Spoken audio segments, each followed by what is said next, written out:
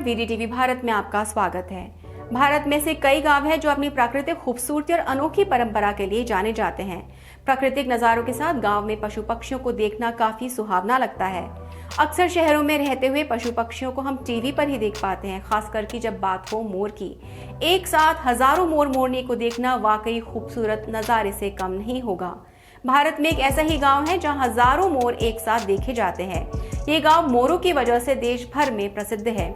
पुणे से 50 किलोमीटर दूर एक ऐसा गांव है जहां पर करीब 2500 मोर रहते हैं। इस गांव का नाम है मोराची चिंचोली। ये गांव ग्रामीण महाराष्ट्र में बसे आकर्षक स्थानों में से एक है। घुमक्कड़ में आज हम बात करते हैं मोराची चिंचोली के बारे में। मोराची चिंचोली एक मराठी शब्द है जिसका मतलब होता है मोरों का गांव और इमली का पेड़। इस गांव में आप मोर चलते फिरते कहीं भी देख सकते हैं, कभी छत के ऊपर तो कभी खेतों में। बारिश के मौसम में इस गांव का माहौल बेहद खूबसूरत और खुशनुमा होता है। हरे भरे खेतों में मोर मोरनियों को आसानी से नाचते हुए देखा जा सकता है। ऐसा कहा जाता है कि यहाँ बाजीराव की सेना रुकी थी और तब उन्होंने यहाँ इमली के कई सारे पेड़ लगाए थे। इमली की वजह से यहाँ मोर खिंचे चले आए और यहीं के होकर रह गए। भारत में पशु पक्षियों को लेकर नियम काफी सख्त कर दिए गए हैं।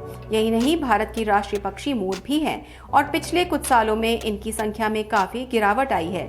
लेकिन इस गांव में इतने सारे मोर होने की वजह से लोग आश्चर्य में पड़ जाते हैं।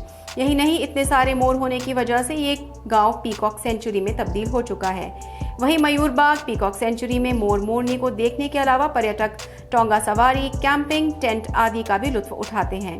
अगर वीकेंड या फिर कुछ दिनों की छुट्टियों के लिए किसी शांत जगह की तलाश कर रहे हो तो उसके लिए मोराची चिंचोली गांव बेस्ट है।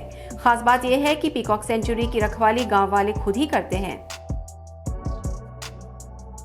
उम्मीद है आपको हमारी ये जानकारी अच्छी लगी होगी। साथ ही आपको हमारी स्टोरी कैसे लगी हमें कमेंट करके जरूर बताएं और इसी तरह अन्य स्टोरीज के लिए जुड़े रहें वीडीटीवी भारत के साथ।